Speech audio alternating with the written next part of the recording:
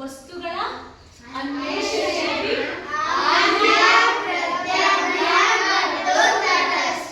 ವಸ್ತುಗಳ ಬಗ್ಗೆ ತಿಳ್ಕೊಳ್ಳೋಣ. ಆಮ್ಲಗಳು ಅಂತಂದ್ರೆ ಯಾವ ಬರ್ತವೆ?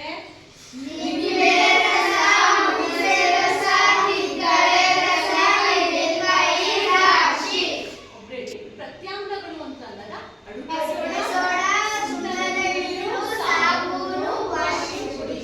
ಇನ್ನ ಮಕ್ಕಳ ಸೂಚಕಗಳು. ಇದು ಆಮ್ಲನೋ ಪ್ರತ್ಯಾಮ್ಲನೋ ಅಂತ ತಿಳ್ಕೋಬೇಕು ಅಂದ್ರೆ ಸೂಚಕಗಳು ಬೇಕು. ಆ ಸೂಚಕಗಳು ಯಾವ್ಯಾವಪ್ಪ ಅಂದ್ರೆ ಲಿಟ್ಮಸ್ ಕಾಗದ, ಅರಿಶಿಣದ, ದಾಸವಾಳದ ರಸ. ನಿಮ್ಗೆ ಇಲ್ಲಿ ತಂದಿದ್ದೀನಿ ನೋಡಿ, ಇದು ಲಿಟ್ಮಸ್ ಕಾಗದ. ಲಿಟ್ಮಸ್ ಕಾಗದದಲ್ಲಿ ಕೆಂಪು ಲಿಟ್ಮಸ್ ಮತ್ತೆ ನೀಲಿ ಲಿಟ್ಮಸ್. ಇದು ಇವು ಲಿಟ್ಮಸ್ ಕಾಗದಗಳು. ಇದು ಅರಿಶಿಣದ ಪುಡಿ, ಅದನ್ನ ದ್ರಾವಣ ಮಾಡ್ಕೊಂಡಿದ್ದೀವಿ. ಇದು ದಾಸವಾಳದ ದ್ರಾವಣ ಅಥವಾ ರಸ. ಇವು ಮೂರು ಕೂಡ ಏನು ಸೂಚಕಗಳು. ಯಾಕೆ ಸೂಚಕಗಳು ಅಂದ್ರೆ ಆಮ್ಲನೋ ಪ್ರತ್ಯಾಮ್ಲನೋ ಅಂತ ತಿಳ್ಕೊಳ್ಳೋಕ್ಕೋಸ್ಕರ ನಾವಿವ ಸೂಚಕಗಳನ್ನ ಬಳಸ್ಕೊಂತೀವಿ. ಈಗ ಮೊದಲನೇದಾಗಿ ನೋಡೋಣ. ನಾವು ಇಲ್ಲಿ ನೋಡಿ ತೆಗೆದುಕೊಂಡಿದ್ದೀವಿ. ಇದು ಯಾವ್ದಪ್ಪ ಅಂತ ಅಂದ್ರೆ ಹುಣಸೆ ಹಣ್ಣಿನ ರಸ, ಇದು ನಿಂಬೆ ಹಣ್ಣಿನ ರಸ, ಇದು ಸ್ವಲ್ಪ ಮೊಸರು, ಹುಳಿ ಮೊಸರು. ಇವು ಮೂರು ಕೂಡ ಯಾವ ರುಚಿಯನ್ನು ಹೊಂದಿದ್ದಾವೆ? ಹುಳಿ ರುಚಿಯನ್ನು ಹೊಂದಿದ್ದಾವೆ. ಹುಳಿ ರುಚಿಯನ್ನು ಹೊಂದಿರೋ ವಸ್ತುಗಳನ್ನ ಆಮ್ಲ ವಸ್ತುಗಳು ಅಂತ ಕರಿತೀವಿ. ಅದೇ ನೋಡಿ, ಇದು ಸೋಪಿನ ರಸ ಅಥವಾ ಸರ್ಪು ಪುಡಿ ಗೊತ್ತಲ್ವಾ, ಅದ್ರದ್ದು ಒಂದು ದ್ರಾವಣ. ಇದು ಸುಣ್ಣದ ತಿಳಿ ನೀರು, ಸುಣ್ಣ ಇದ್ದು. ಇದು ಅಡುಗೆ ಸೋಡಾ. ಈ ಮೂರು ಕೂಡ ಕಹಿ ರುಚಿಯನ್ನ ಹೊಂದಿದ್ದಾವೆ. ಏನ್ ರುಚಿಯನ್ನು ಹೊಂದಿದ್ದಾವೆ? ಈ ಮೂರನ್ನು ನಾವು ಪ್ರತ್ಯಾಮ್ಲ ಅಂತ ಕರೆಯಬಹುದು. ಇದರಲ್ಲಿ ಆಮ್ಲನೋ ಪ್ರತ್ಯಾಮ್ಲನೋ ಅಂತ ನೋಡ್ಬೇಕು ಅಂತ ಅಂದಾಗ ನಾವು ಒಂದು ನೀಲಿ ಲಿಟ್ಮಸ್ ಅನ್ನ ತೆಗೆದುಕೊಳ್ತೇವೆ. ಇದು ಯಾವ ಬಣ್ಣದ್ದು? ನೀಲಿ ಲಿಟ್ಮಸ್. ಈ ನೀಲಿ ಲಿಟ್ಮಸ್ಗೆ ನಾವು ನಿಂಬೆ ರಸವನ್ನ ಪರೀಕ್ಷಿಸಿದಾಗ ಇದು ಯಾವ ಬದಲಾವಣೆ ಆಗುತ್ತೆ ಅನ್ನೋದು ನೋಡೋಣ. ಯಾವ ಬದಲಾವಣೆ ಆಯ್ತು ನೋಡಿ ಮಕ್ಕಳ? ಎಷ್ಟು? ನೀಲಿ ಲಿಟ್ಮಸ್ ಇರೋದು ಯಾವ ಬಣ್ಣಕ್ಕೆ ಬದಲಾವಣೆ ಆಯ್ತು? ಕೆಂಪು ಬಣ್ಣಕ್ಕೆ ತಿರುಗುವಂತ. ಹಾಗಾದರೆ ಇದು ಏನು ಅಂತ? ಇದು ಆಮ್ಲ ಗುಣವನ್ನ ಹೊಂದಿದೆ ಅಂತ. ಇದು ಏನು? ನೀಲಿ ಲಿಟ್ಮಸ್ ಇರೋದು ಕೆಂಪು ಲಿಟ್ಮಸ್ ಆಗಿ ಹೊರಬಂತು. ಅದೇ ನಾವು ಕೆಂಪು ಲಿಟ್ಮಸ್ ಅನ್ನ ತೆಗೆದುಕೊಳ್ಳೋಣ. ಈ ಕೆಂಪು ಲಿಟ್ಮಸ್ಗೆ ನಾವು ಅಡುಗೆ ಸೋಡವನ್ನ ಇರಿಸಿದಾಗ ಇದು ಯಾವ ಬಣ್ಣಕ್ಕೆ ಬದಲಾವಣೆ ಆಗುತ್ತೆ ಅನ್ನೋದು ನೋಡಿ. ಯಾವ ಬಣ್ಣಕ್ಕೆ ಬದಲಾವಣೆ ಆಯ್ತು? ಕೆಂಪು ಲಿಟ್ಮಸ್ ಇದ್ದದ್ದು ಏನಾಯ್ತು? ಹಾಗಾದ್ರೆ ಇದು ಪ್ರತ್ಯಾಮ್ಲ ಅಂತ ಪರೀಕ್ಷೆಯನ್ನ ಮಾಡುವಂಥದ್ದು. ಇವೆರಡು ಅರ್ಥ ಆಯ್ತಾ ಮಕ್ಕಳ? ಏನು? ಆಮ್ಲಗಳು ನೀಲಿ ಲಿಟ್ಮಸ್ ಅನ್ನ ಕೆಂಪಕ್ಕೆ ಬದಲಾಯಿಸುತ್ತವೆ. ಇದು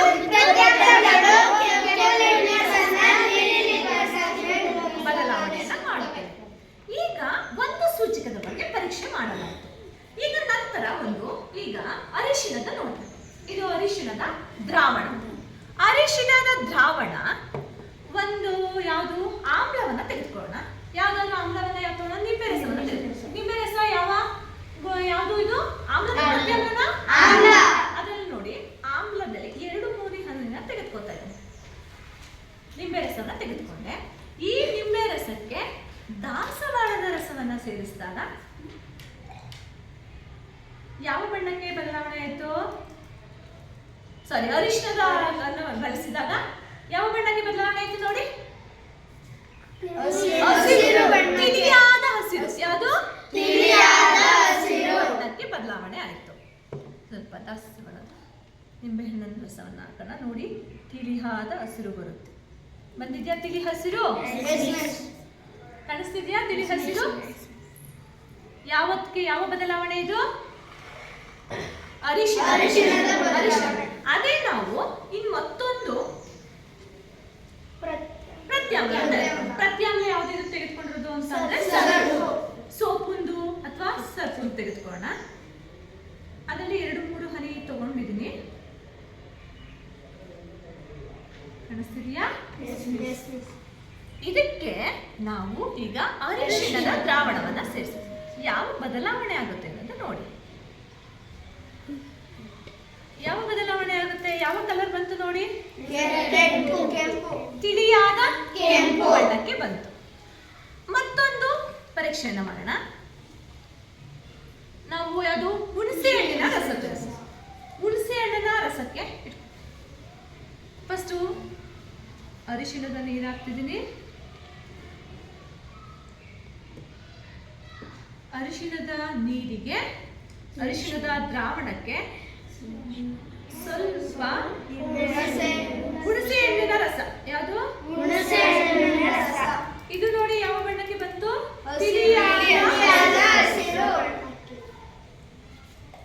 ತಿಳಿಯಾದ ಹಸಿರು ಬಣ್ಣಕ್ಕೆ ಬಂದಿದೆ.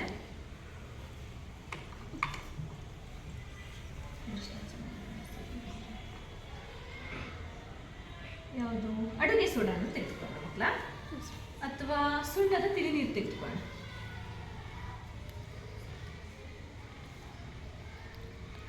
ಸುಣ್ಣದ ತಿಳಿ ನೀರಿಗೆ ಸ್ವಲ್ಪ ಅರಿಶಿಣದ ದ್ರಾವಣವನ್ನು ಸೇರಿಸೋಣ.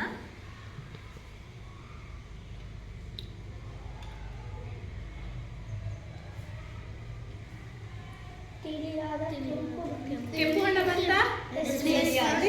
ತಿಳಿಯಾದ ಕೆಂಪು ಬಣ್ಣ. ಇದು ಯಾವುದರ ಬದಲಾವಣೆಗಳು? ಅರಿಶಿಣದ ಬದಲಾವಣೆಗಳು. ಕೆಲವೊಂದ್ಸಲ ಏನಾಗುತ್ತಪ್ಪ ಅಂದ್ರೆ ಅರಿಶಿಣದಲ್ಲಿ ಅನ್ನೋದು ಪ್ಯೂರಿಟಿ ಕಮ್ಮಿ ಆದ್ರೆ, ಅಂದ್ರೆ ಅದಕ್ಕೆ ಏನಪ್ಪಾ ಅಂದ್ರೆ ಕಲ್ಮಶಗಳು ಸೇರ್ಕೊಂಡಂತ ಸಂದರ್ಭದಲ್ಲೂ ಕೂಡ ಉತ್ತಮವಾಗಿ ರಿಸಲ್ಟ್ ಬರಲ್ಲ. ಈಗ ನೆಕ್ಸ್ಟ್ ಈಗ ಯಾವ್ದಿದು? ದಾಸವಾಳದ ಪ್ರಯೋಗಕ್ಕೆ ಮೊದಲನೇದಾಗಿ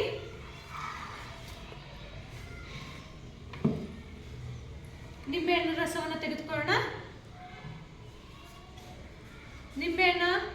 ನಿಂಬೆಹಣ್ಣಿನ ರಸಕ್ಕೆ ದಾಸವಾಳದ ರಸವನ್ನು ಸೇರಿಸೋಣ. ಯಾವ ಬಣ್ಣದ ಬದಲಾವಣೆ ಆಗುತ್ತೆ ಅಂತ ಗಮನಿಸಿ.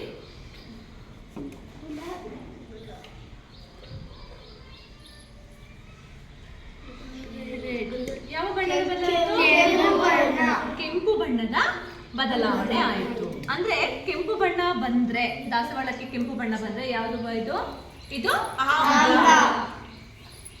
ಅದೇ ಮತ್ತೊಂದು ತೆಗೆದುಕೊಳ್ಳೋಣ. ಮತ್ತೊಂದಕ್ಕೆ ಅಡುಗೆ ಸೋಡಾವನ್ನ ಬೆರೆಸೋಣ. ಯಾವುದು?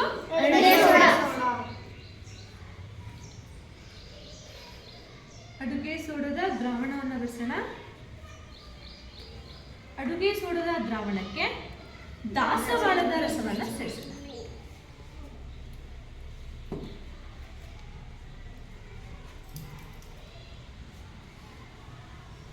ಅರಿಶಿಣ ಬರಲ್ಲ, ತಾಳಿ ಒಂದು ಸೆಕೆಂಡ್. ಅರಿಶಿಣ ತುಪ್ಪ ಬಂದಿದೆ, ಆಫ್ ಮಾಡಿರೋ ನಿಮಿಷ. ಇದು ಯಾವುದಿದು? ಇದಕ್ಕೆ ಯಾವುದು? ಸುಣ್ಣದ ನೀರು ಮತ್ತೆ ದಾಸವಾಳ ಸೇರಿಸಿದಾಗ ಯಾವ ಬಣ್ಣ ಬಂದಿದೆ? ಹಸಿರು ಬಣ್ಣ ಬಂದಿದೆ. ಮತ್ತೊಂದು ಬೇಕಾದ್ರೆ ಹಸಿರು ಬಣ್ಣದ ಮಾಡಿ ಇನ್ನೊಂದು ಇದಕ್ಕೆ ತೆಗೆದುಕೊಂಡು ಸರ್ಪುನ್ನ ಪುಡಿಯನ್ನ ತೆಗೆದುಕೊಳ್ಳಿ. ಯಾವುದು? ಸೋಪಿನ ದ್ರಾವಣ ತೆಗೆದುಕೊಳ್ಳಿ. ಸೋಪಿನ ದ್ರಾವಣಕ್ಕೆ ಸ್ವಲ್ಪ ದಾಸವಾಳ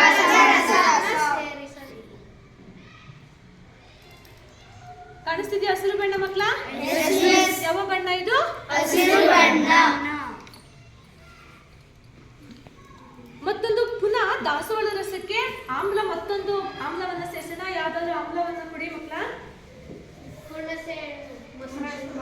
ಮೊಸರು ನೋಡೋಣ.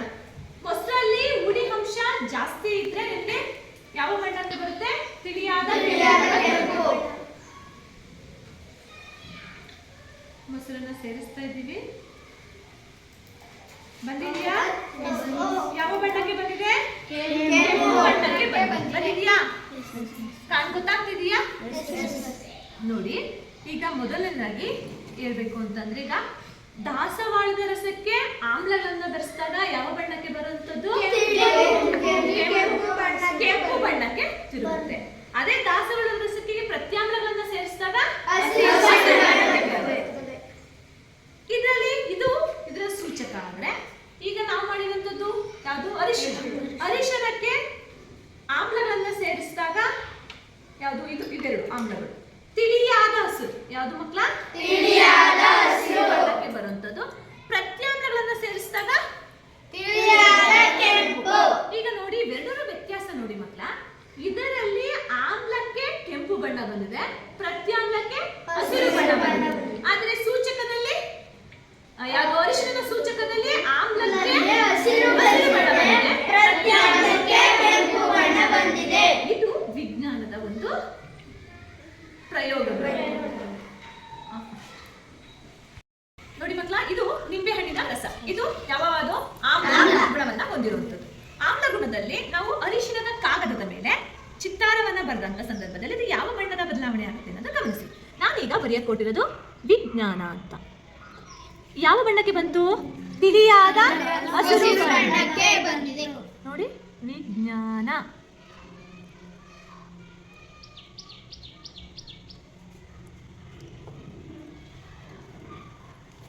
ವಿಜ್ಞಾನ ಕಾಣಿಸ್ತಿದ್ಯಾ? ಇದು ಯಾವುದು?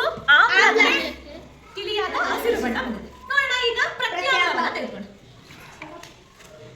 ಪ್ರತ್ಯಾಮ್ಲ ಯಾವ್ದು? ಸುಣ್ಣದ ತಿಳಿ ನೀರನ್ನ ತೆಗೆದುಕೊಳ್ಳೋಣ. ಸುಣ್ಣದ ತಿಳಿ ನೀರಿಗೆ ಯಾವ ಬದಲಾವಣೆ ಆಗುತ್ತೆ ಅನ್ನೋದು ನಿಮಗೆ ಗೊತ್ತಾಗುವಂಥದ್ದು. ಆಲ್ರೆಡಿ ಮಾಡಿದೀವಿ, ಆದ್ರೂ ಮತ್ತೊಮ್ಮೆ ಮಾಡೋಣ. ಇದಕ್ಕೆ ಬರೆಯೋಣ, ಕುತೂಹಲ ಅಂತ ಬರೆಯೋಣ.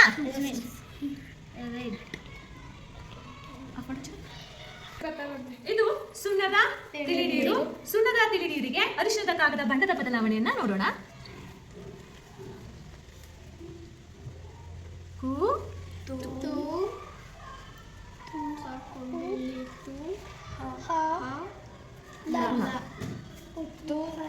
ಯಾವ್ದಿದು? ಕುತೂಹಲ. ಯಾವ ಬಣ್ಣದ ಬದಲಾವಣೆ ಆಯ್ತು ಮಕ್ಕಳ? ಕೆಂಪು. ಅಲ್ಲಿಗೆ ಅರಿಶಿಣದ ಕಾಗದದ ಮೇಲೆ ಪ್ರತ್ಯಾಮ್ಲಗಳು ಕೆಂಪು ಬಣ್ಣವನ್ನು ಉಂಟು ಮಾಡ್ತವೆ, ಆಮ್ಲಗಳು ಹಸಿರು ಬಣ್ಣವನ್ನ ಉಂಟು ಮಾಡ್ತವೆ. ಗೊತ್ತಾಗಿಲ್ವಾ? ಇದರಿಂದ ನಿಮ್ಗೆ ಏನ್ ಹುಟ್ಟಬೇಕಪ್ಪ ಅಂದ್ರೆ ಕುತೂಹಲ ಉಂಟಾಗಬೇಕು. ನಮ್ಮ ಸುತ್ತಮುತ್ತಲಿರುವ ವಸ್ತುಗಳಲ್ಲಿ ಆಮ್ಲಗಳು ಯಾವುದು, ಪ್ರತ್ಯಾಮ್ಲಗಳು ಯಾವುದು ಅನ್ನೋ ಗುರುತಿಸುವ ಶಕ್ತಿಯನ್ನ ನಾವು ಪಡ್ಕೋಬಹುದು. ಕೇವಲ ನೀವು ಯಾವುದನ್ನ ಬಳಸಬಹುದು? ಅರಿಶಿಣವನ್ನ ಬಳಸಿಕೊಂಡು ನೀವು ಆಮ್ಲನೋ ಪ್ರತ್ಯಾಮ್ಲವನ್ನ ಪರೀಕ್ಷಣೆ ಮಾಡಿದಾಗ ಇದನ್ನ ನಾವು ಪಡ್ಕೋಬಹುದು. ಇಷ್ಟು ನಿಮ್ಗೆ ಅರ್ಥ ಆಯ್ತಾ ಮಕ್ಕಳ? ಸೂಚಕಗಳು ಯಾವ್ಯಾವು?